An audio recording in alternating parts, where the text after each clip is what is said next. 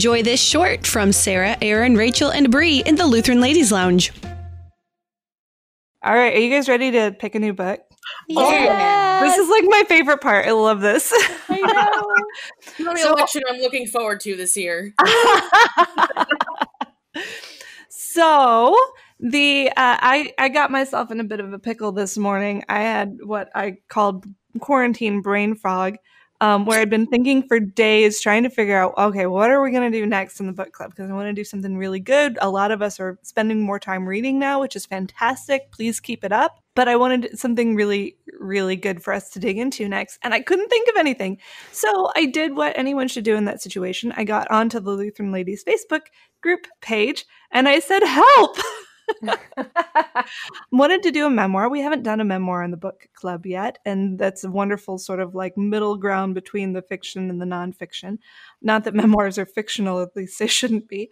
Anyway, people chimed in with their favorites and came away with so many books to read, not all of which I think I can, I went onto the short list for this discussion. However, there are a lot of them that are on my long list of to-reads. So thank you, everyone who chimed in.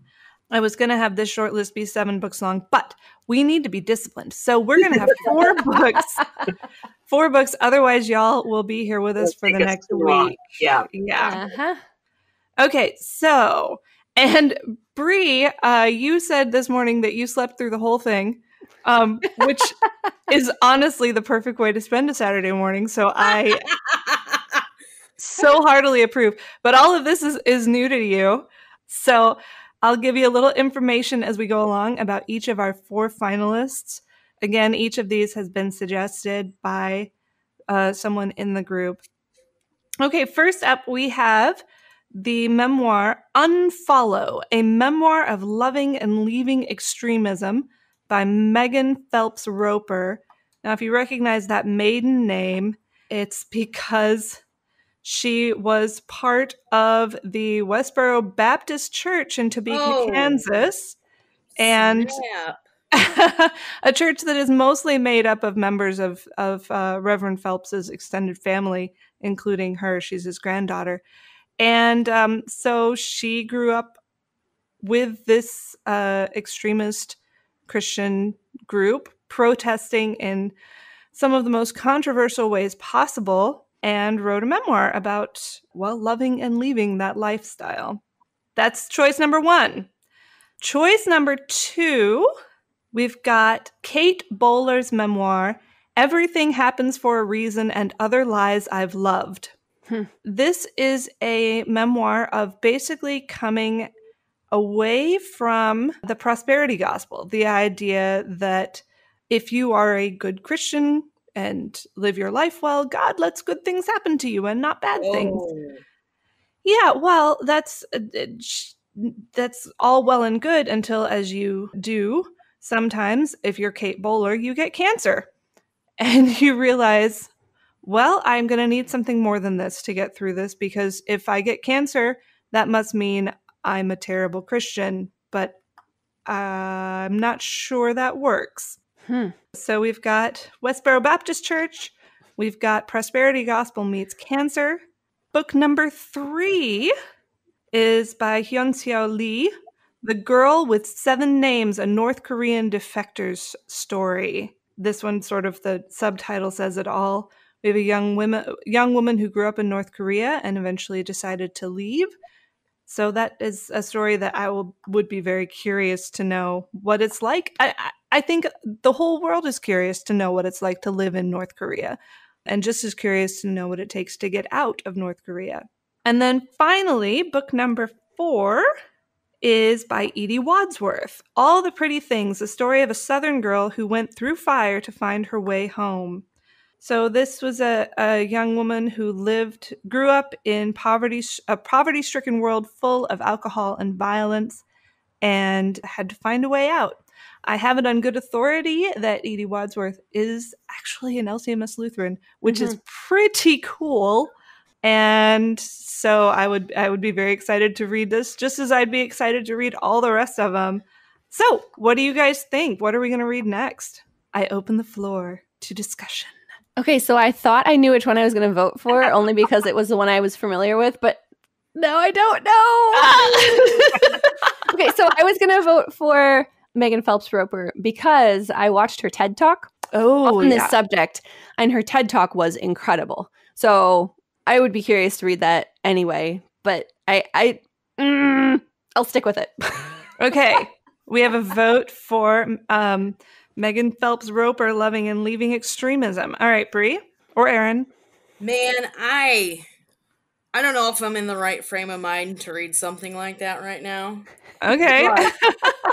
Nevertheless, I too, as we entered into this discussion, was like, I really want to read that one. So if that has to be the tiebreaker, then yeah, we'll go with that. But I'm very interested in that fourth book that you presented to us as well.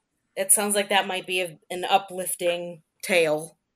That's a great title too. All the Pretty Things. Yeah. We all like all the pretty things. Correct. I'm with you that each of these books does sound fascinating. The prosperity gospel one is one that actually my dad had at some point sent me. She also has a TED Talk, and he sent me the TED Talk and said, this might be something for the lounge to discuss. Oh, Aaron's dad! I was like, oh, look at that. I knew it. This discussion is over. No further questions, Your Honor. So there is that. The one, All the Pretty Things, also sounds interesting. I always love stories from other cultures, so that's great. And I've heard really excellent things about Unfollow, that it's a fascinating book. So I'm not a good one to help break the tie here.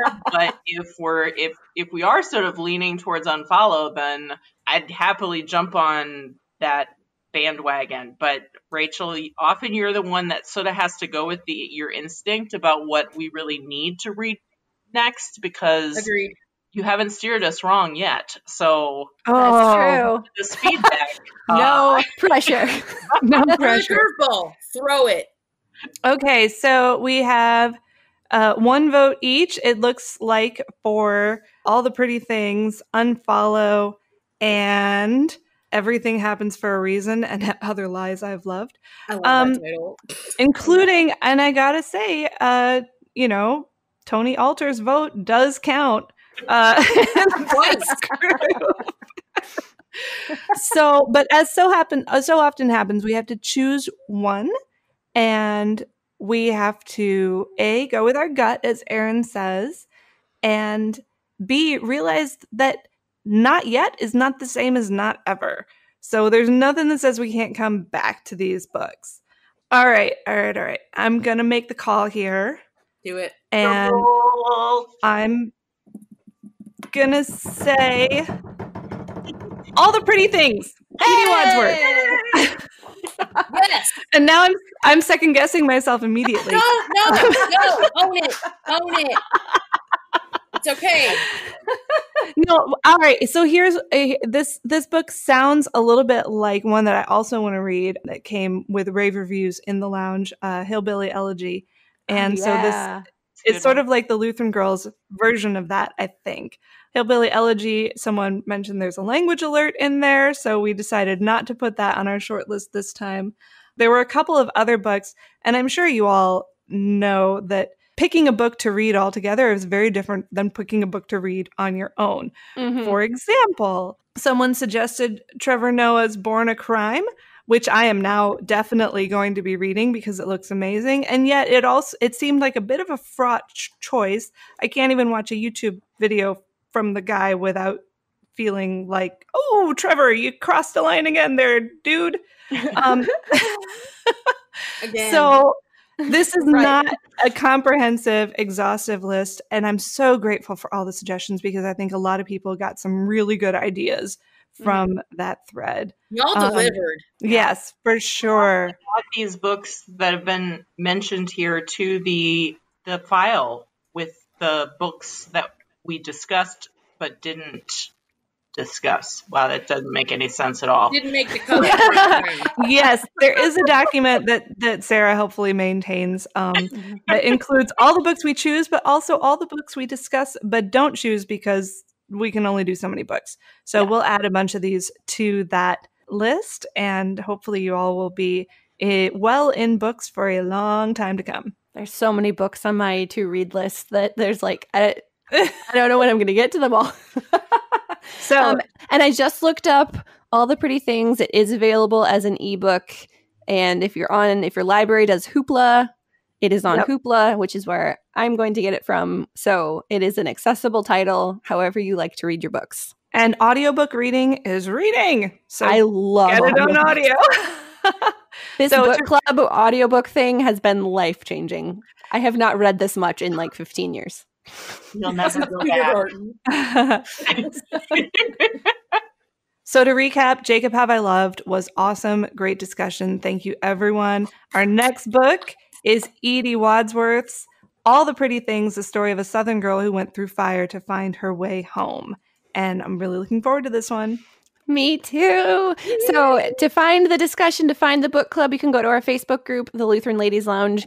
Rachel will have an event posted there when it is the proper time to have the event posted. Click going to that event and you'll get the notifications. You can find it in the events tab, either on your web browser or in your app.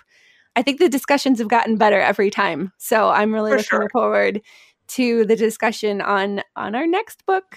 Find all of our podcasts on your favorite podcasting app or at kfuo.org/Lutheran Ladies Lounge. You're listening to the Lutheran Ladies Lounge podcast. I'm Sarah. I'm Erin. I'm Bree. And I'm Rachel.